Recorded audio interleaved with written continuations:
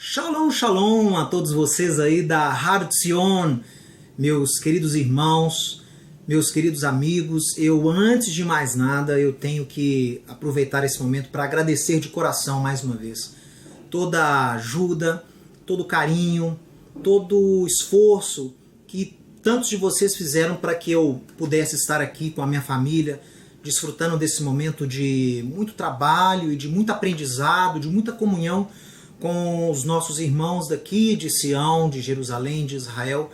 Então eu quero agradecer de coração mais uma vez todos os membros da Har Zion, todos os membros da ABN, todas as pessoas que têm orado por nós, por mim, pela Tatiane, pelos meninos.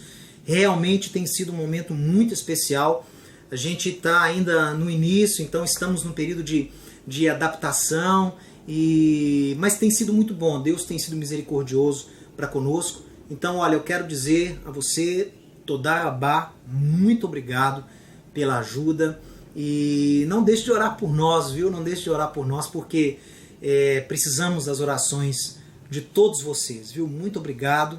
E recebam também um beijo, um abraço da Tatiane, do Daniel, do Benjamin, que estão todos muito felizes de estarem aqui em Israel, né, me acompanhando nesse período de preparo, de estudo na Universidade Hebraica. Minhas aulas começam logo depois de Sukkot, então eu peço para que você ore, para que Deus tenha sobre nós a sua chesed, a sua graça, o seu favor, para que possamos completar aquilo que viemos aqui fazer, regressar e levar essas bênçãos para todos vocês aí do Brasil.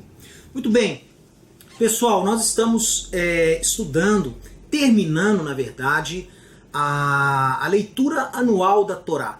Então é um momento de muito agradecimento a Deus, porque estamos completando um ciclo, né? Fecha-se mais um ciclo. Nós tivemos o ano novo agora, o Rosh Hashanah, passamos por Yom Kippur e agora estamos entrando então no término da leitura da Torá, e em Simchat Torá nós temos a conclusão deste ciclo de leitura da Torá. Então estamos estudando hoje a Parashá Azino, que ela está em Deuteronômio no capítulo 32, versos 1 a 52, e também a Haftará, que acompanha esta porção, 2 Samuel 22, de 1 a 51, e temos porções da Brit Hadashah, que é Romanos 10, 14 a 21, e Hebreus, Laivrim 12, 28 a 39. Então, estamos caminhando para o término do livro de Devarim, porção Azino, Deuteronômio, Devarim 32. Mas antes de a gente entrar na porção, eu quero dizer para vocês que é sempre uma experiência única passar Yom Kippur aqui em Jerusalém. Eu digo Yom Kippur porque nenhuma festa aqui do calendário judaico, do calendário bíblico, ela se assemelha com Yom Kippur, né? É um dia onde o mitzvah é que a gente possa afligir a nossa alma, e isso tem sido interpretado de uma forma bem certa, né? Bem conhecida aqui em Israel e na diáspora, que é o jejum. Então nós fazemos o jejum e não bebemos nem comemos durante 24 horas, e são feitas várias orações de arrependimento, dentre elas o vidui, né? Que é a confissão, aquela lista de 150 pecados, que é difícil uma pessoa não se identificar ali com um pecado ou outro, né? Muito importante. Lembrando que Yom Kippur é um pedido de perdão, é um arrependimento, aliás, coletivo, não é? Não é muito das faltas individuais que temos com o nosso próximo, essas também têm que ser resolvidas antes de Yom Kippur, mas em Kippur nós nos arrependemos coletivamente como nação, né? Nós lemos no Marzor que a gente pecou, nossos pais pecaram, nós pecamos e precisamos do perdão, do favor de Deus. Yom Kippur, para o judeu discípulo de Yeshua, é muito importante, porque ele é um testemunho vivo da necessidade de capará, da necessidade de expiação. E o judeu que não aceita, ou não crê, ou não entende ainda a obra de capará de Yeshua, né, de Jesus, o Messias, Yeshua, o Mashiach, ele entra numa situação muito difícil, porque sem sangue não há expiação de pecados. Então é necessário sacrifício para que haja remissão. E o sacrifício de Yeshua, como você sabe, ele entra exatamente nesse plano do eterno. Ele completa ao plano de redenção e nos dá essa redenção porque ele foi afligido por nós, ele é o capará chelano, ele é o nossa expiação, ele foi moído por Deus, né, pelos nossos pecados, moído por Deus, e através do seu sacrifício nós temos a expiação, o perdão dos nossos pecados e a mudança da nossa natureza. Então, Yom Kippur é um testemunho vivo para Israel, é como se gritassem uma vez ao ano que é necessário ter-se expiação. Então, o Yom Kippur em Jerusalém é especial porque é um problema que os rabinos têm que resolver de alguma forma e não conseguiram resolver. Então, nós temos uma cerimônia aqui, especialmente em Jerusalém, chamada Capará, onde eles pegam, né, uma galinha, ou branca ou preta, e degolam a galinha e aspergem o sangue, porque por causa dessa... O judeu sabe que precisa de sangue, precisa de sacrifício. Não tem mais tempo, não tem sistema sacrificial. Como faz então? Então, se a pessoa não crê no que apregoaram os profetas de Israel, na expiação de Deus através do seu ungido, vai tentar fazer isso alguma coisa, né? Então tem aí essa cerimônia do Capará que é triste, ao meu ver, porque é uma busca onde não há solução, é uma tentativa de resolver um problema e não resolve, né? Então por isso que Kippur é um testemunho vivo que Israel crer em Yeshua por parte do judeu de Israel é uma necessidade, não é uma comodidade, não é adentrar uma religião ou outra, não é mudar de religião, é necessidade. Sem sangue não há remissão de pecado. E Kippur em Jerusalém, como eu dizia, é único. A cidade para completamente, não há... as ruas ficam vazias, eles fecham as ruas, as pessoas vão à sinagoga na noite de Yom Kippur, onde tem o Kol Nidrei, que é uma oração maravilhosa da época da Inquisição, né? Que foi feita para que os judeus anunciem, pudessem orar junto com o restante de Israel, onde teriam seus votos ali anulados, né? Os votos que eles tiveram que fazer para se converter ao catolicismo, para não morrerem. Então, Kol Nidrei, essa oração medieval, ela é recitada na noite de Yom Kippur e ela nos traz essa memória também, né, dos nossos antepassados aí da época da Inquisição. E a cidade para, as pessoas vão andando para a sinagoga. Quem mora muito longe da sinagoga, como foi o nosso caso aqui, a gente tem que hospedar num hotel aqui perto, porque não tem nada, a cidade para completamente e as crianças nos intervalos das orações andam no meio da rua, passeiam pela rua, andam de bicicleta, né? Eu acho que em nenhum lugar do mundo tem isso. Eu tenho certeza que no Brasil, nesse Yom Kippur, você viu tudo funcionar normalmente. E assim acontece nas comunidades da diáspora. Mas em Jerusalém, realmente, se você tiver a oportunidade de passar um Yom Kippur aqui, você vai ver que realmente é uma experiência única, viu? Vale a pena experimentar. Bom, pessoal, olha,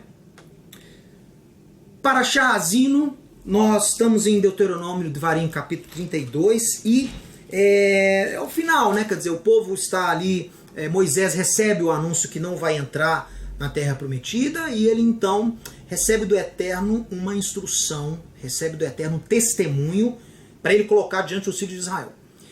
E Azino praticamente vai falar desse testemunho que Deus dá para Moshe em forma de cântico.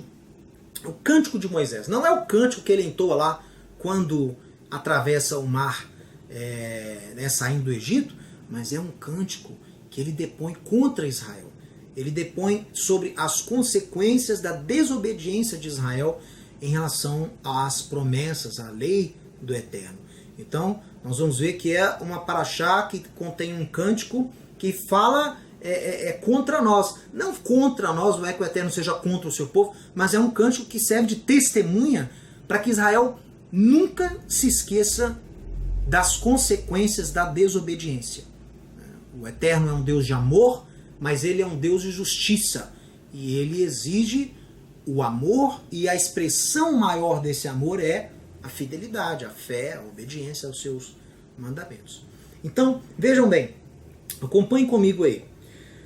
Como é que Israel seria se fosse uma nação qualquer? Né? Interessante notar isso. Como é que seria Israel se ela fosse uma nação qualquer? Bom, se Israel fosse uma nação normal, uma nação qualquer, nós teríamos no final, primeiro teríamos um êxodo muito diferente, né, do que nós lemos aqui na Torá. Depois, nós chegaríamos ao final da jornada de 40 anos e diríamos ao Eterno o quê?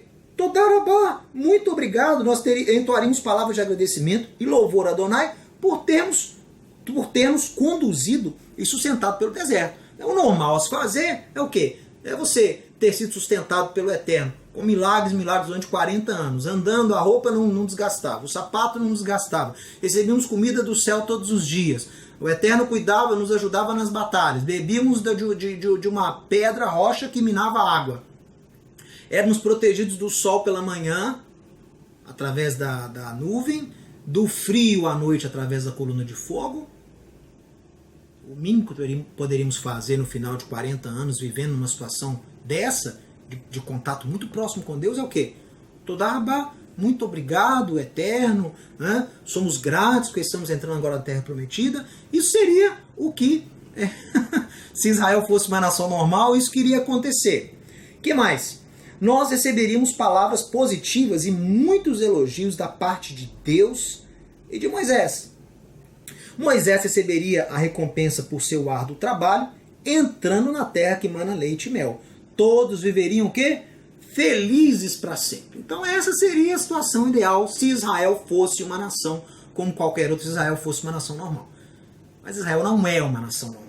Nunca fomos e nunca seremos. Basta você vir a Israel e você vai ver que Israel é único, né? É uma nação bem peculiar e muito amada por Deus, mas com um percurso bem particular. Né? Nós temos um relacionamento com o Eterno, e o relacionamento com o Eterno, ele se dá ele tem altos e baixos, né? Basta você ler, Israel é um povo escolhido por Deus, amado por Deus, chamado de filho de Deus, chamado de noiva de Deus, e por causa desse amor, Deus cobra de nós uma posição, Deus cobra de nós um testemunho. E quando nós temos essa escolha, temos essa proximidade de Deus, temos essa responsabilidade da parte dele, e não agimos conforme o planejado, não agimos conforme o que nós dissemos que faríamos, nós trazemos o que em hebraico chamamos de Hilul Hashem. Hilul Hashem é a profanação do nome de Deus. Então quando o judeu, seja em Israel ou na diáspora, profana, desobedece, anda por outros caminhos, ele está profanando Deus que carrega, profanando a história que ele carrega como povo escolhido. Por isso que o nosso relacionamento, que a nossa nação não é uma nação normal, né? É uma nação que se diferencia pelo nosso status, de termos essa responsabilidade. A escolha de Deus em relação a Israel não tem a ver com salvação.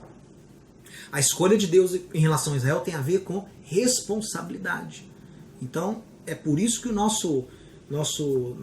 curso da nossa história não é semelhante a nenhuma outra nação na face da terra. Viu? Então, como é que realmente as coisas aconteceram aí no final do Êxodo? Veja aí. Bom, Israel não é qualquer nação e ele é chamado nas Escrituras de Ishoneinei Adonai, ou seja, a menina dos olhos de Deus. O que aconteceu então? Lembrando a você que menina dos olhos de Deus quer dizer o quê? Quer dizer o hebraico, menina dos olhos de Deus, é na verdade uma expressão que não tem tradução. Ishon quer dizer homem pequenininho. Ishon beinei Adonai é o homem pequenininho nos olhos de Deus. Ou seja, quando você está muito perto de uma pessoa, você consegue ver o seu reflexo, a sua imagem, no olho da pessoa. Né? Mas tem que estar muito próximo. Então assim é chamada Israel, a nação que está sempre próxima de Deus. É como se você tivesse uma pessoa na sua frente e visse ela pequenininha, visse você mesmo pequenininho nos olhos da pessoa. Ou seja, Israel não só está numa nação próxima de Deus através da Torá, da escolha, das promessas, mas é uma nação que reflete Deus. Né? Israel é refletido nos olhos de Deus e vice-versa. Deus é refletido no povo de Israel. Então é muito interessante a expressão menina dos olhos de Deus, que essa expressão está aqui na Parashá Hazino, no Cântico de Moisés, né? Que Deus é chamado Deus chama Israel de menina dos seus olhos. Bom, e o que acontece então? Ao final da jornada, Deus alerta o povo das consequências da desobediência, rebeldia e principalmente da idolatria. Por ser povo separado, propriedade particular de Adonai, a responsabilidade de Israel para com seu povo e para com as nações é muito grande.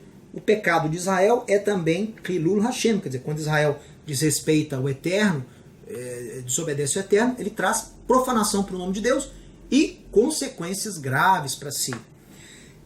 Porque eles carregam o nome de Adonai em sua própria identidade. Então, acompanhe aqui comigo, no Deuteronômio do Varim, capítulo 32, a partir do verso 6, diz, olha que interessante, aquilo que eu disse para vocês, né? Como teria sido se fosse uma nação normal, né?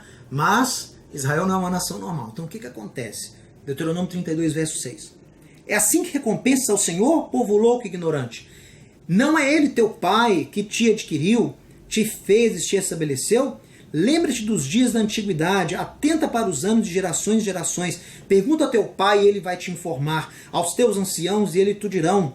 Quando o Altíssimo distribuía as heranças às nações, quando separava os filhos dos homens uns dos outros, fixou os limites dos povos segundo o número dos filhos de Israel, porque a porção do Senhor é o seu povo. Jacó é parte da sua herança. Achou numa terra deserta e num ermo solitário, povoado de uivos. Rodeou e cuidou dele. Guardou como a menina dos seus olhos. Como a águia desperta a sua ninhada e voeja sobre os seus filhotes, estende as asas e tomando-os, os leva sobre elas. Assim só o Senhor o guiou e não havia com ele Deus estranho. Ele o fez cavalgar sobre os altos da terra, comer as messes do campo, chupar mel da rocha e azeite da dura pederneira, coalhadas de vacas e leite de ovelhas, com a gordura dos cordeiros, dos carneiros que pastam em Baçã, e dos bodes com o mais escolhido trigo, e bebeste o sangue das uvas e mosto.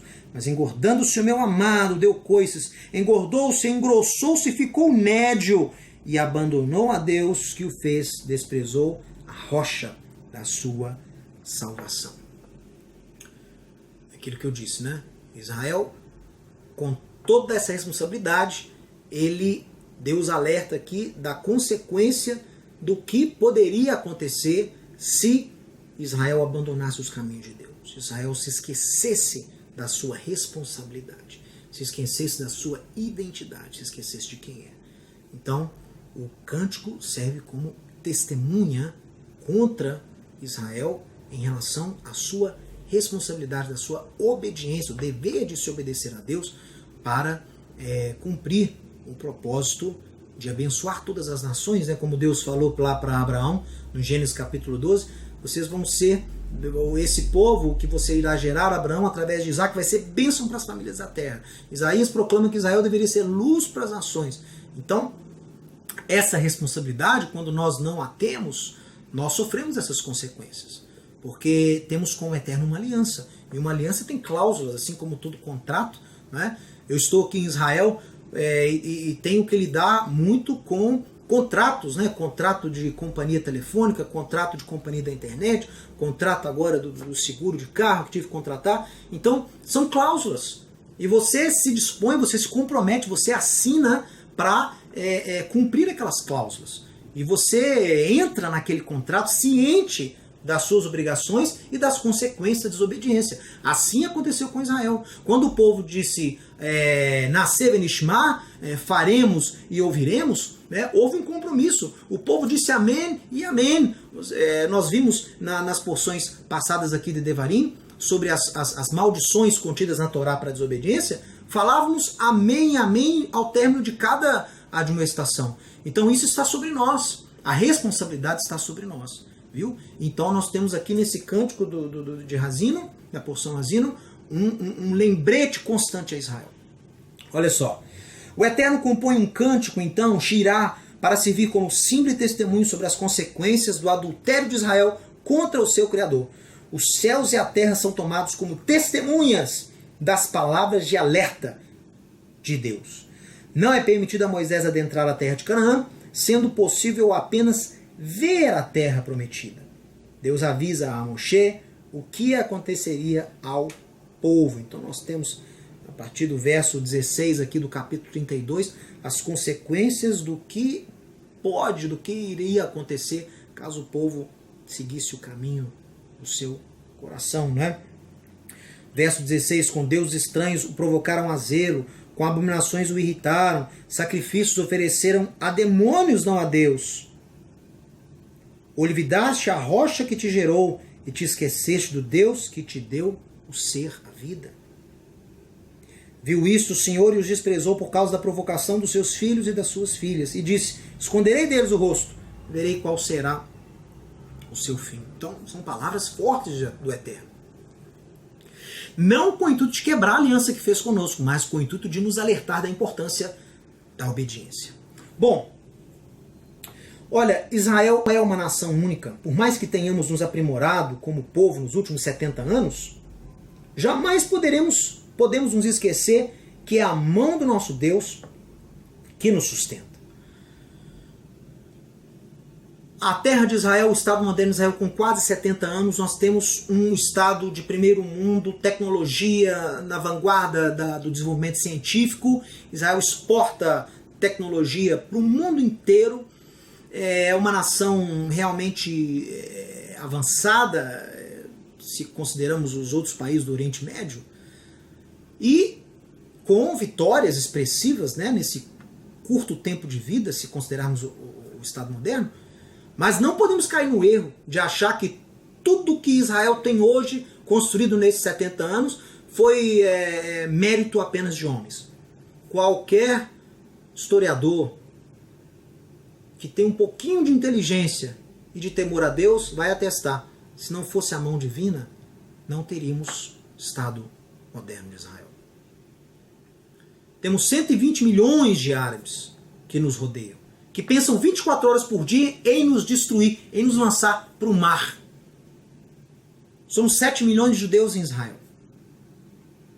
Quase. Nem isso. Talvez 13 milhões ainda na diáspora. Somos uma porção muito pequena se comparada à população do Oriente Médio e à população dos nossos inimigos, o número dos nossos inimigos. Intentam contra nós a todo momento.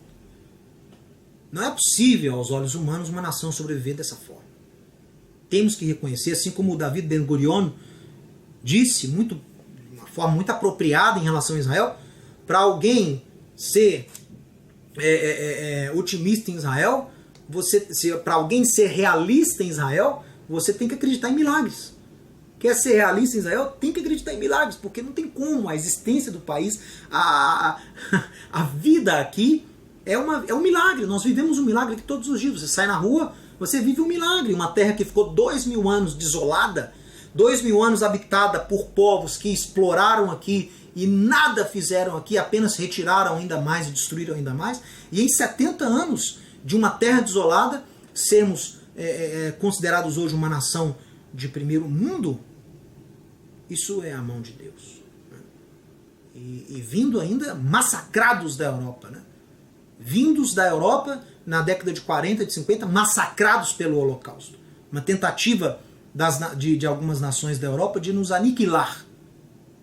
Chegamos aqui aos farrapos em Israel, e em 70 anos temos uma nação forte, com um dos exércitos mais com poder bélico, um dos maiores do mundo. Isso só em 70 anos. Né? Então, tem que acreditar em milagre. Não existiria Israel se não fosse a mão de Deus. Olha, por sermos propriedade do Eterno, Ele nos trata com disciplina e justiça, mas nunca nos abandonará, nem nos desamparará. As suas promessas representam a nossa esperança neste mundo cada vez mais virtual e vazio. A nossa fé não é algo abstrato, não é uma religião. Ela se baseia na crença que existe um Deus que nos criou e nos escolheu e que nos recompensa quando o buscamos de coração. Ele prometeu e Ele cumprirá. A nossa existência, não só do judeu, é baseada na esperança. Esperança nas promessas de Deus. Meu irmão, nós vivemos num mundo muito conturbado. E não acho que Israel está ileso a esse mal da contemporaneidade.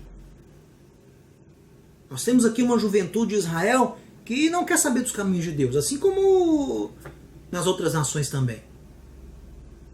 Um mundo cada vez mais virtual, um mundo cada vez mais egoísta, um mundo cada vez mais distante, ou não só distante, mas um mundo que cada vez mais odeia os princípios de Deus. Vivemos num mundo assim, e se você não crê, eu fico imaginando, se você não crê em Deus, se você não crê que tem alguém que está controlando a história, alguém que tem as rédeas na mão, se você acredita que a história está se desenvolvendo por si própria, que a nossa existência como seres humanos é como se fosse uma bola que está aí, né? O planeta Terra está aí flutuando no espaço sem ninguém gerindo, olha, você está numa situação muito difícil. Porque num mundo como esse, piorando cada dia mais, os inimigos da fé crescendo cada vez mais, os inimigos de Deus, os inimigos da ética, da moral, da bondade, da igualdade, da justiça crescendo cada vez mais, como é que uma pessoa dessa tem a alegria de viver? Como é que uma pessoa dessa consegue viver? Não tem como. Meu amigo, eu vivo pela fé, assim como os profetas de Israel apregoaram, Abacuque, assim como o autor de Hebreus apregou, nós vivemos pela fé. E fé não é apenas uma crença, fé é um estilo de vida, fé é obediência ao Eterno, é fidelidade, é muná em hebraico. Obediência, crença, fidelidade às promessas de Deus. Ele cumpriu, ele prometeu, ele cumprirá. Nós não vivemos pelo que vemos, nós vivemos pelo que temos, que são as promessas de Deus. Ele prometeu, ele cumprirá. Ele é o Deus zeloso. Isso é fé. Fé que tem alguém gerindo, fé que tem alguém no comando da história. Fé que estamos cumprindo algo que já está predeterminado, que está sob o controle de Deus.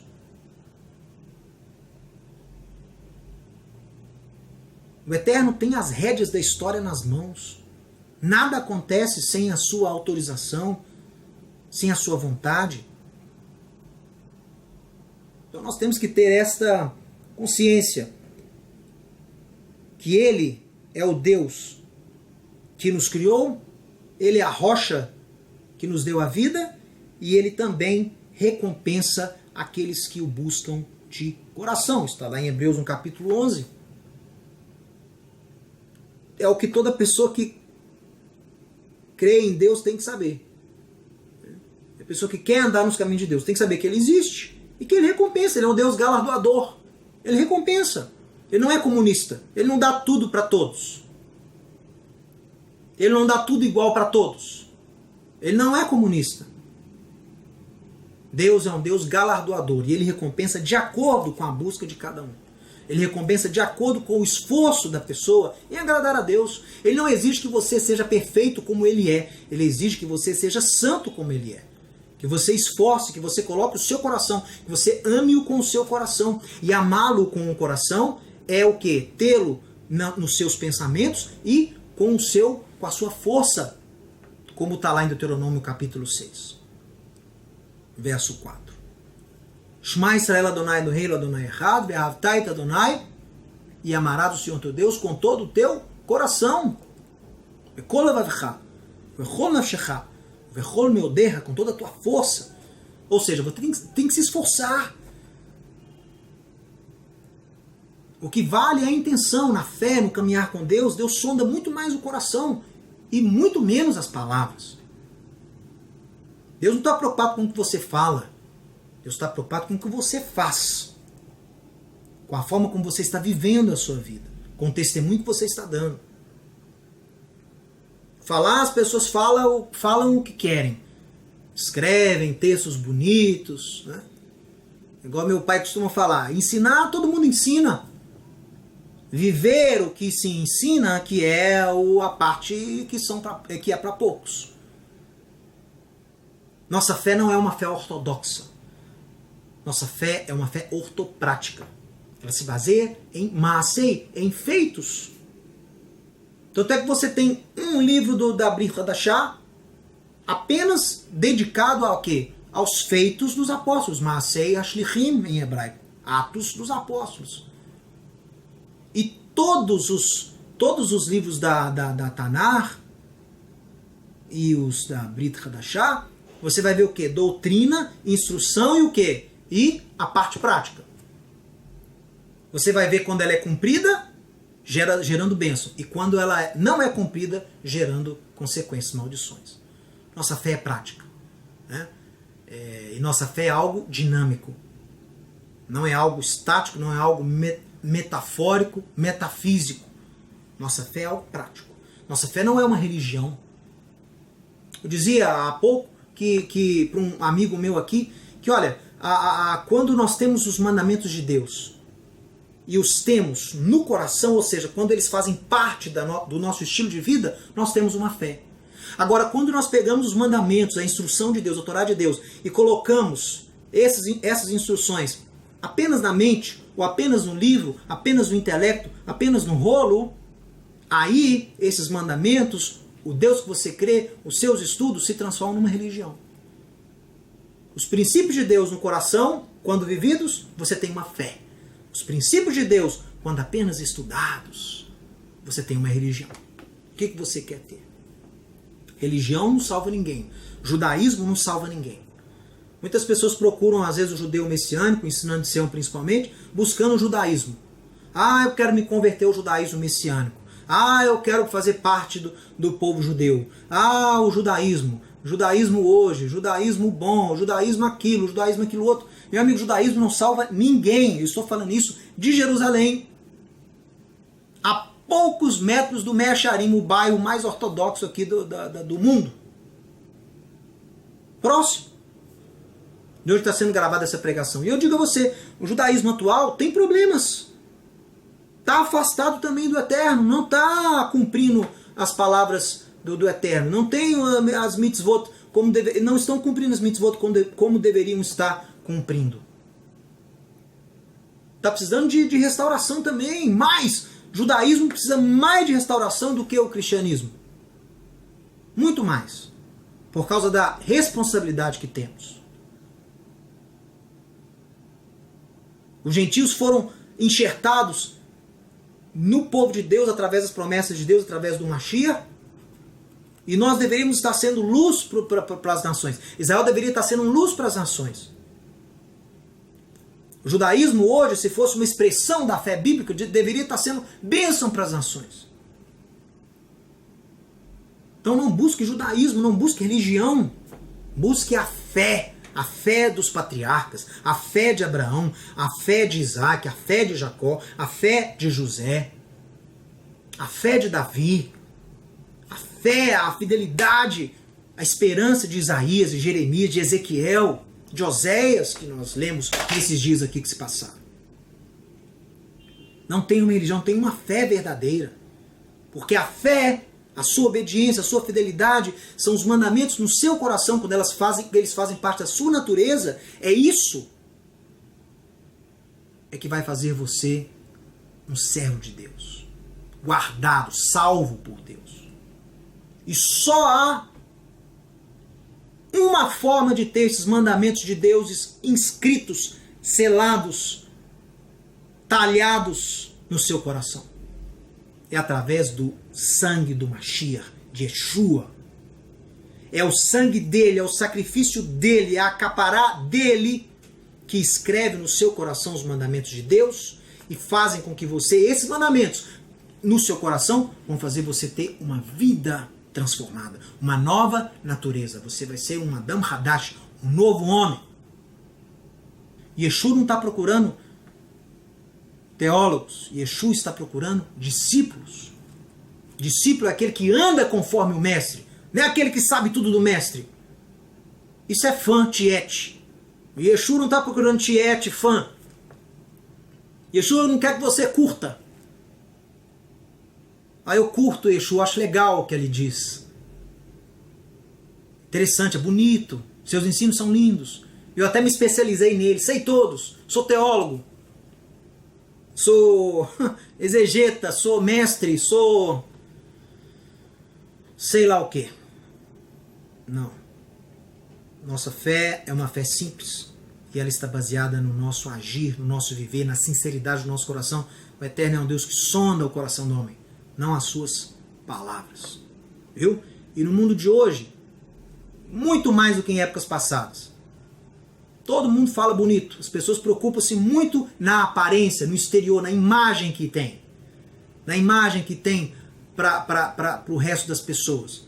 Mas poucos se preocupam com a imagem que tem perante Deus.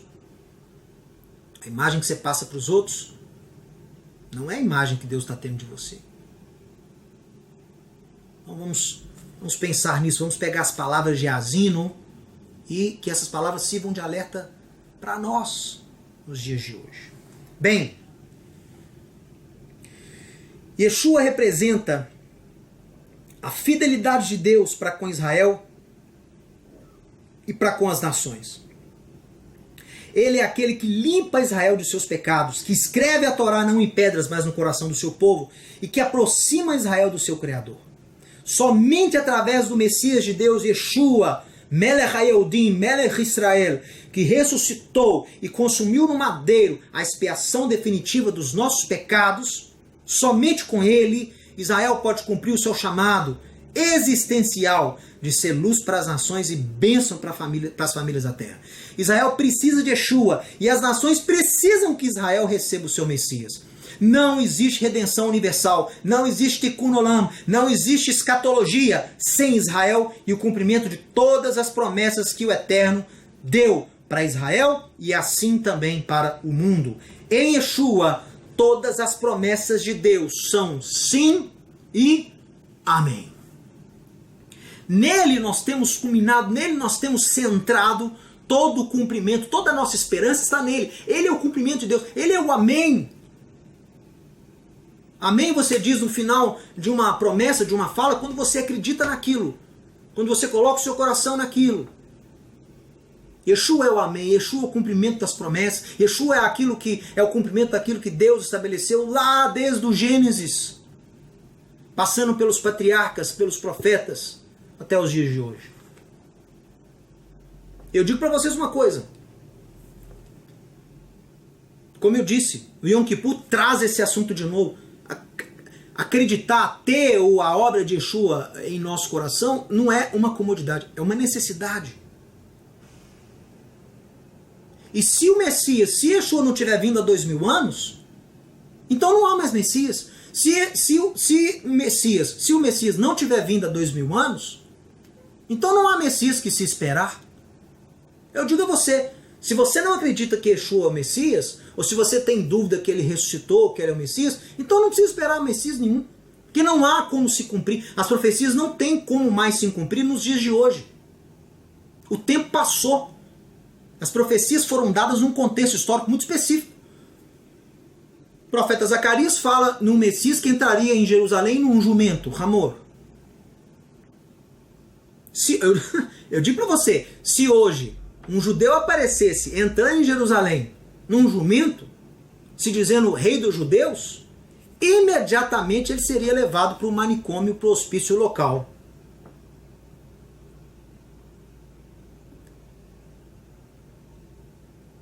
Quais são as chances hoje de um judeu nascer em Belém?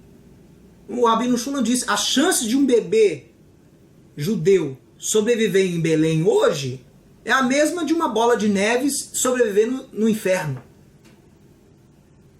Meu amigo, Belém é uma cidade palestina. Eu não posso entrar em Belém, onde odeiam-se judeus, não há judeus em Belém. Como que vai se cumprir a profecia de Miqueias que em Belém vai nascer o Mashiach? Como que vai se cumprir a profecia de Zacarias que o Mashiach entraria em Jerusalém numa filha de jumento? Como? Vai cumprir isso hoje? Por isso que nós dizemos, se você não acredita que Yeshua seja o Messias, que ele não ressuscitou, então não precisa acreditar em Messias nenhum, não. Não há contexto temporal, histórico, para que as profecias sejam cumpridas agora. Não existe isso. Ou ele veio há 2000 anos, como a Brit Hadashah nos mostra, e os registros históricos da época nos mostram, ou ele não virá mais.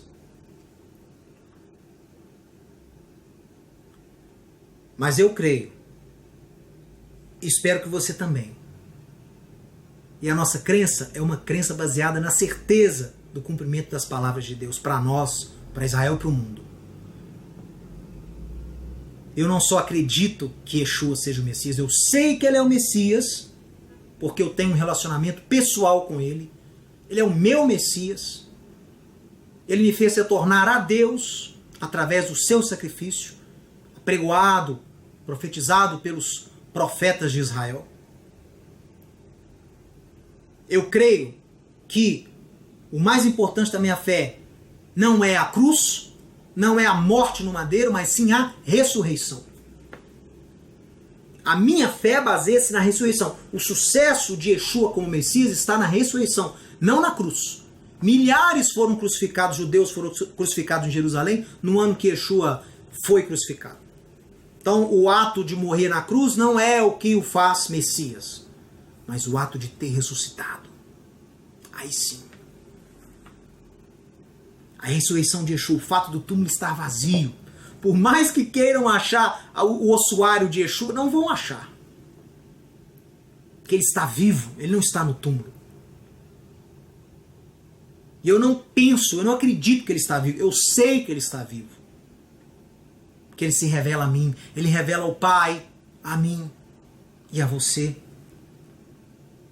Ele é o único caminho ao Pai. Ele é aquele que é chamado pelos profetas de Israel de Notzer. Por isso que o autor do Evangelho de Mateus diz que ele foi para Nazaré para que fosse cumprido. Ele vai ser chamado Nazareno. Por quê? Muitos teólogos ficam meio confusos, né? Mas onde tem na Torá? E qual profeta que fala que ele vai ser chamado Nazareno? Porque pesquisam o Novo Testamento em grego. A palavra Nazaré, em hebraico, Natseret, vem da raiz Notzer, que significa o que guarda. Esse é um dos atributos de Deus. Se você ler comigo, lá em Êxodo, no capítulo 34, nós temos Moisés, lá na fenda da rocha, experienciando os atributos do Eterno. Êxodo capítulo 34, ele diz, verso 6, passando o Senhor diante dele, clamou, Adonai, Adonai, Deus compassivo, clemente e longânimo, grande em graça e em verdade, que guarda a graça. A Notzer, guarda. Que guarda a graça em 1000 gerações. Ele é grande em graça e em verdade, mas tem uma graça que ele guarda até um determinado tempo. Ele é rico em graça e em verdade, verso 6. E no 7, ao mesmo tempo, ele guarda, Notzer, Chesed. João, no capítulo 1, soluciona, faz um midrash com esse texto, e diz o quê? Que, através de Yeshua, nós temos graça sobre graça. Ou seja, Yeshua representa a graça do Eterno e também a graça guardada, Notzer, que o quê? Perdoa a iniquidade. Então, essa graça guardada, Notzer, somente o Notzer, Hanotzri, somente o guardador, Hanotzer, Hanotzri, o Nazareno em hebraico, poderia o quê? Apregoar, atuar nessa graça que perdoa o pecado. Deus guarda a graça que perdoa a iniquidade e revela essa graça no primeiro século dessa era, da era cristã. E com o sacrifício de Yeshua, Deus está o quê? Mostrando esta graça perdoadora ao mundo. Isso que João fala, né? O Evangelho de João, ele fala que o Eterno tem guardado esta graça que perdoa pecados, né? E ele apregou, veja aqui, porque todos nós, João 1,16, todos nós temos recebido da sua plenitude, da plenitude de Yeshua, graça sobre graça. Então, Yeshua, Anotzri, o Nazareno, que guarda, revela essa graça nova. Não só isso, ele é chamado de Nazareno porque Isaías chama ele de Nazareno. Então, nós temos Moisés, que chama ele de Notzri, Nazareno. Êxodo capítulo 34. Nós temos Isaías, no capítulo 11, que o chama também de, não Notzer, mas a mesma palavra com vogais diferentes. O hebraico não tem vogal. Então, nós temos a palavra Netzer. Netzer quer dizer rebento, ramo. Ele é chamado de Netzer Ishai. E nós temos essa palavra do Eterno. Ele é chamado de Netzer. O renovo, o broto de Deus, o broto que frutificou. Netzer David, ramo de Davi.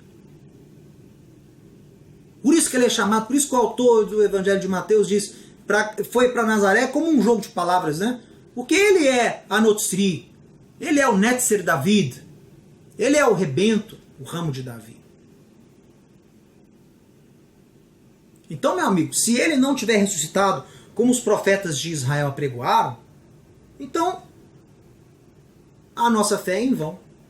Mas nós cremos no sacrifício de Yeshua e na sua ressurreição, porque estamos aqui. Eu sou e você é. Somos testemunhas vivas que o sacrifício de Yeshua foi válido, que Deus o aceitou e Deus o ressuscitou dos mortos, porque não ia deixar que o seu corpo visse corrupção, como Davi profetizou. Nós sabemos que o nosso Redentor vive, que ele ressuscitou. Ele está vivo e em breve irá voltar para estabelecer o seu reino e o seu domínio sobre toda a terra, para congregar os perdidos, os cativos de Judá dentre as nações. Isso vai acontecer às vésperas do seu retorno e fazer com que as nações de todo mundo venham a Sião, não para ficar marchando na rua com acordo com o governo de Israel, que não pode falar o nome de Yeshua, que não pode ter o nome de Yeshua do Messias em placa nenhuma, que é proibido ter contato com o judeu messiânico, que não pode falar das boas novas. Não. Não é esse o tipo de vinda a Sião que o profeta Isaías declara no capítulo 2. Lá no capítulo 2 está dizendo que o Mashiach de Deus, o rei de Israel, vai fazer com que as nações todas se interessem e venham a Sião. E eles vão dizer assim, ó, subamos ao monte da casa do Deus de Jacó, para que ele nos ensine os seus caminhos e andemos nos seus estatutos, na sua lei, porque de Sião sairá a lei e a palavra de Deus de Jerusalém. É esse interesse das nações irem a Sião para aprender da lei de Deus, é isso que os profetas disseram. E que isso está para acontecer. Isso está para acontecer. Não está acontecendo ainda assim. Eu acho que em parte você já está se cumprindo. O fato de você estar aqui me assistindo é um cumprimento disso. Você está se interessando na palavra que vem de Sião. Não na palavra que vem de Roma, da Babilônia ou de outro lugar. Você está querendo beber da fonte, você está se sentindo aproximado a Sião, você quer se aproximar a Sião, isso é de Deus. Isso já é um prelúdio do que está para acontecer. Mas o grande cumprimento mesmo, quando eu fico vendo, sabe, está para acontecer Sukkot, Tabernáculos agora, e Israel vai ter infestado de turista cristão. Tem aqui uma celebração deles aqui em Jerusalém, tudo muito bonito, tudo muito acordado, tudo muito combinado, assinado, são acordos. Eu deixo vocês virem, dou todo o apoio para vocês, mas vocês não tragam esse Yeshua para cá. Esse Jesus de vocês para cá. Acordo, combinado, vem. Marchem. Façam. Não é esse o tipo de cumprimento profético que nós queremos em Sião. Nós queremos as nações vindo para cá para aprenderem da lei de Deus. Para falarem de Sião sairá a lei. Para atestarem que Yeshua é o rei dos judeus, que Israel é o povo escolhido e que as nações são enxertadas no povo de Deus através do sangue, do sacrifício, da obra de Yeshua. E as nações aprenderão a lei de Deus, terão a lei de Deus inseridas nos seus corações, assim como Israel também. E aí, ninguém vai precisar mais falar de Deus para o vizinho ou para o amigo. Ninguém vai precisar exortar o irmão dizendo, conhece a Deus, sabe por quê? Jeremias, o profeta Jeremias declara, porque nesse dia todos me conhecerão. É esse dia, meu irmão, que dá esperança para a gente continuar a nossa luta dia a dia. Não desanime. Todas as promessas de Deus são sim e amém. Elas vão se cumprir pessoalmente na sua vida. Aquilo que o Eterno prometeu vai se cumprir. Aquilo que ele te garantiu, aquilo que Ele te mostrou, te revelou, os sonhos que Ele te deu vão se cumprir. Coloque-se na posição correta. Abandone o pecado, mude de atitude. E essas promessas vão se cumprir na sua vida. E não só no nível individual, mas a nível coletivo. As promessas de Deus vão se cumprir. Eu verei esse dia, Bezrat Hashem. Eu quero estar vivo para ver esse dia das nações subindo a Jerusalém. Não para ficar marchando nas ruas com boca tampada, mas para pregoarem Yeshua Melech HaYehudim, Yeshua Melech HaOlam, Yeshua, Rei dos Judeus, Yeshua, Rei do Universo, o ungido de Deus, a expressão do amor de Deus, a lei do Eterno escrita no nosso coração, a palavra viva que se fez carne e habita dentro de nós. Já falei demais, eu quero desejar a você um Hag Sameach, uma feliz festa de tabernáculos, que estamos entrando agora nessa que é a maior das festas bíblicas, e ela fala, né, de termos o Eterno habitando em meio ao seu povo, através do seu ungido. Deus abençoe vocês grandemente, um grande abraço, saudades de todos, e um Shalom Metzion, um Shalom desde Sião. Shabbat Shalom, e que o Eterno abençoe a todos nós.